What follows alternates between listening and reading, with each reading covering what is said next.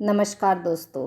सिंहासन बत्तीसी की दूसरी पुतली चित्रलेखा की कथा में आप सबका स्वागत है। दूसरे दिन राजा भोज की फिर सिंहासन पर बैठने की इच्छा बलवती हो उठी। जैसे ही उन्होंने सिंहासन पर बैठने के लिए अपने कदम आगे बढ़ाए, तभी सिंहासन से चित्रलेखा नाम की दूसरी पुतली उनके सामने प्रकट होकर खड़ी हो गई और उन्हें रोकते हुए बोली, ठहरो राजा भोज, सिंहासन पर बैठने से पहले राजा विक्रमादित्य की यह कथा सुन लो। उसके बाद तुम खुद निर्णय करना कि तुम सिंहासन पर बैठने के अधिकारी हो या नहीं। यह कहकर चित्रलेखा राजा भोज को कथा सुनाने लगी। एक बार राजा विक्रमादित्य शिकार खेलते खेलते एक ऊंचे पहाड़ पर गए। वहां उन्होंने एक साधु को तपस्या करते हुए देखा। साधु की तपस्या में विघ्न न पड़े, यह सोचकर वे उन्हें श्रद्धापूर्वक प्रणाम करके लौटने लगे। जैसे ही वह वापस जाने लगे, अचानक साधु ने रोकते हुए कहा, ठहरो विक्रमादित्य, मैं तुम्हारी शिष्टता से बहुत प्रसन्न हूँ। यह कहकर साधु ने विक्रमादित्य को एक फल देते हुए कहा, जो भी इस फल को खाएगा वह तेजस्वी और गुणवान पुत्र प्राप्त करेगा। राजा विक्रमादित्य ने वह फल सहर्ष स्वीकार कर लिया और साधु से आशीर्वाद लेकर अपने महल की ओर लौट पड़े। चलते चलते मार्ग में अचानक उन्होंने देखा कि एक स्त्री घबराई हुई सी दौड़ी हुई चली आ रही है। विक्रमादित्य भी उसके पीछे पीछे दौड़ने लगे। उन्होंने देखा कि वह औरत एक कुएं के पास जाकर रुक गई। जैसे ही उसने कुएं में छलांग लगानी चाही, विक्रमादित्य ने उसे पकड़ लिया। उन्होंने उस स्त्री से पूछा, बहन, तुम आत्महत्या क्यों करना चाहती हो? मुझे बताओ, मैं तुम्हारी मदद करूँगा। वह स्त्री रुदन स्वर में बोली, मैं बहुत दुखी हूँ। मेरा पति मुझे मारता पीटता है और कहता है कि मेरा एक भी पुत्र नहीं है, सारी लड़कियाँ हैं। उस स्त्री की दास्तान सुनकर राजा विक्रमादित्य को उस पर दया आ गई। उन्होंने वह फल उसे देते हुए कहा, बहन, तुम चिंता मत करो, इस फल को खाकर तुम्हें यशस्वी पुत्र पैदा होगा। फल पाकर वह स्त्री विक्रमादित्य का धन्यवाद कर अपने घर को लौट गई। इतनी कहानी सुनाने के बाद पुतली ने राजा भोज से कहा, राजा भोज, अब मैं तुम्हें एक चमत्कार की घटना सुनाती हूँ, सुनो। एक दिन राजा विक्रमादित्य के राज दरबार में एक ब्राह्मण आया। उसने द्वारपालों से कहा, मैं राजा विक्रमादित्य को एक अनमोल भेंट देना चाहता हूँ। ब्राह्मण की बात सुनकर एक द्वारपाल अंदर गया और राजा विक्रमादित्य से बोला, महाराज, द्वार पर कोई ब्राह्मण आया है। वह कहता है कि मैं राजा को एक अनमोल भेंट देना चाहता हूँ। यह कहकर राजा विक्रमादित्य ने कहा, ठीक है, उसे अंदर भेज दो।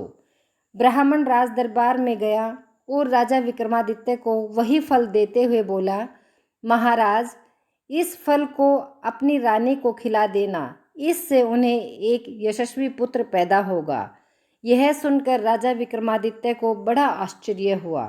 उन्होंने ब्राह्मण से पूछा, यह फल आपके पास कहाँ से आया? ब्राह्मण बोला, महाराज, यह मुझे मेरी पत्नी ने दिया है।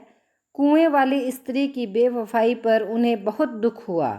उन्होंने वह फल ब्राह्मण से ले लिया और उसे अपनी रानी को दे दिया।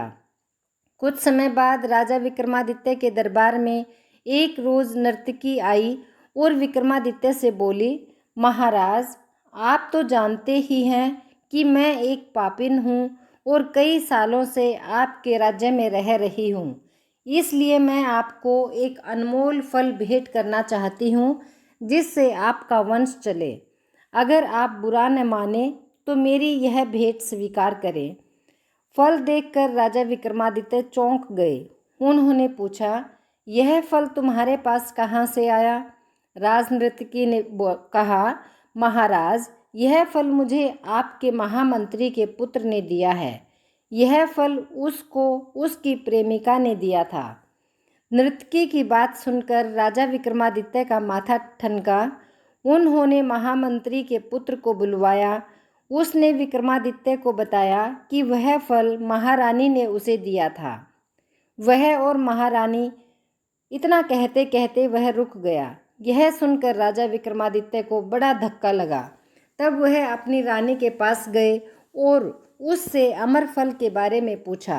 रानी ने नाटक करते हुए बताया, महाराज, मैंने तो वह फल आपसे लेते ही खा लिया था। यह सुनकर विक्रमादित्य ने वह फल रानी को दिखाते हुए कहा कि झूठ मत बोलो, तुमने वह फल नहीं खाया, यह फल मुझे राजनर्तकी ने दिया है। यह सुनकर रानी के होश गुम हो गए। उसकी चोरी पकड़े जाने पर वह भय से थरथर काँपने लगी और मूर्छित होकर नीचे गिर पड़ी। विक्रमादित्य को इस बात का गहरा सदमा पहुंचा और वह राजपाट त्याग कर जंगल में जाकर साधना करने लगे। इसकी सूचना तुरंत इंद्रदेव को लग गई। वे उनके परम भक्त थे। इस तरह विक्रमादित्य को जंगल में तपस्या करते देख देवराज इंद्र को उनके राज्य की चिंता हुई। उन्हें लगा कि कहीं ऐसा न हो कि कोई विक्रमादित्य की अनुपस्थिति का फायदा उठाकर उनके राज्य पर हमला कर दे। यह सोचकर इंद्र ने अपना एक दूत राजा विक्रमादित्य का रूप धारण कर उनके राज्य में भेज दिया। कई वर्षों तक तपस्या करने के बाद राजा विक्रमादित्य के मन में आया कि एक बार अपने राज्य में वापस जाकर अपनी प्रजा का हाल देखे। यह विचार कर वह अपनी राजधानी वापस लौट आए। जैसे ही वह अपने महल के द्वार पर पहुँचे, देवदूत ने उन्हें रोककर पूछा, कौन हो तुम? राजा विक्रमादित्य ने कहा, मैं इस राज्य का राजा विक्रमादित्य हूँ, लेकिन तुम कौन हो?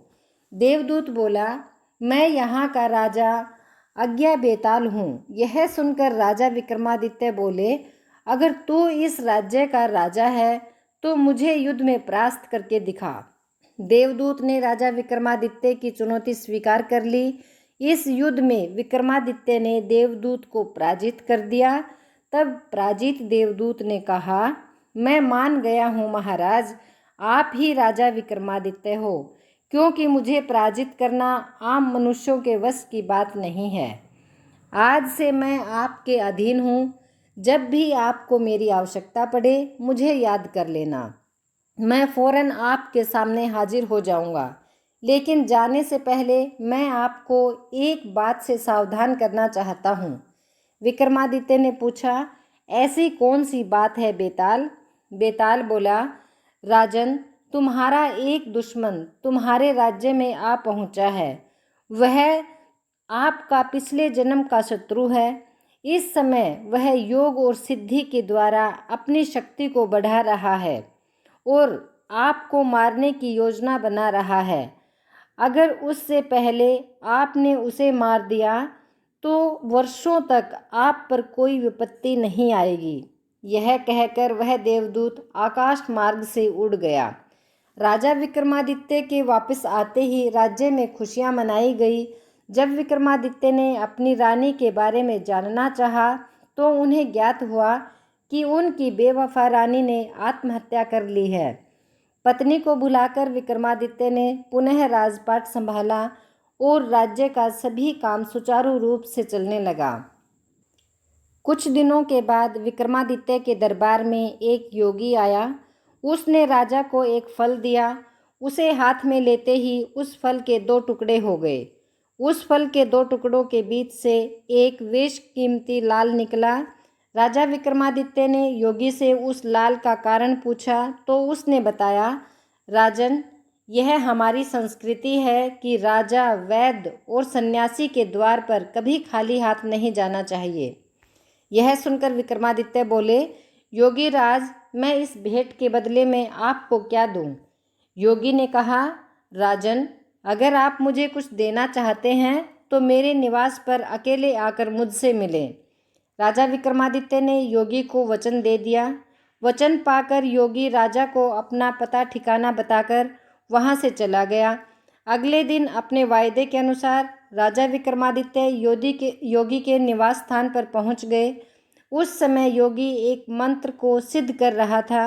राजा विक्रमादित्य के पूछने पर योगी बोला, राजन, मैं जो मंत्र सिद्ध कर रहा हूँ उसे सिद्ध करने में एक ऐसे शव की आवश्यकता पड़ेगी जो यहाँ से बहुत दूर एक शमशान घाट पर एक पेड़ पर उल्टा लटका हुआ है। बेताल नामक उस मुर्दे को लाना कोई हंसी खेल नहीं है। अगर आप उस शव को यहाँ मेरे पास ले आओ तो मेरे ये सिद्धि पूर्ण हो जाएगी। विक्रमादित्य योगी को वचन देकर शव को लाने के लिए शमशान की ओर चल पड़े।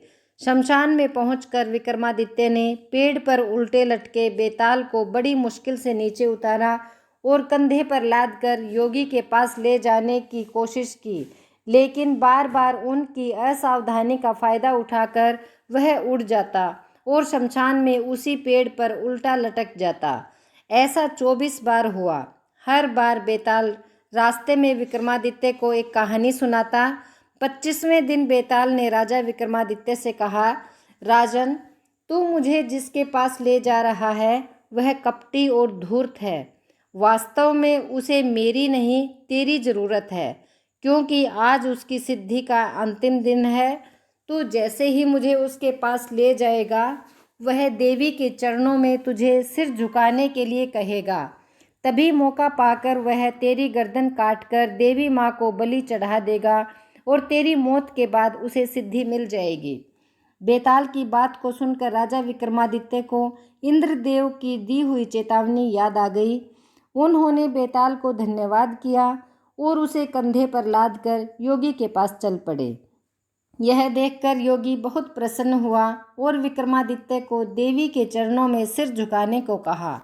तब विक्रमादित्य बोले, योगी राज, मैं एक राजा हूँ, मुझे सिर झुकाना नहीं आता। आप मुझे सिर झुकाने की विधि बता दो।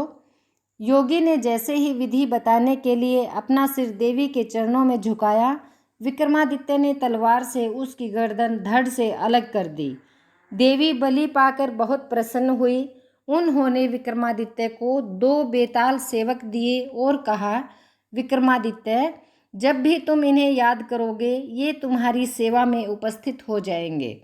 राजा विक्रमादित्य की तीक्ष्ण बुद्धि से प्रसन्न होकर देवताओं ने भी पुष्प वर्षा की। विक्रमादित्य देवी का आशीर्वाद पाकर अपने महल को वापस लौट आए। यह कथा सुनाकर पुतली बोली, राजा भोज, यह थी विक्रमादित्य की शौर्य गाथा। अब तुम खुद निर्णय करो। अगर तुमने राजा विक्रमादित्य जैसे गुण हैं तो तुम इस सिंहासन पर बैठने के अधिकारी हो, अन्यथा नहीं। और यह कहकर दूसरी पुतली भी वहां से अदृश्य होकर सिंहासन पर जाकर अपने स्थान में समा गई। राजा भोज को कुछ समझ में नहीं आ रहा था, इसलिए उन्होंने दूसरे दिन भी सिंहासन पर बैठने का विचार त्याग दिया और वापस अपने शयन कक्ष में जाकर लेट गए। तो यह थी आज की कहानी। कहानी आपको पसंद आई हो तो इसे लाइक और शेयर करें और मेरे चैनल को ज़रूर सब्सक्राइब करें।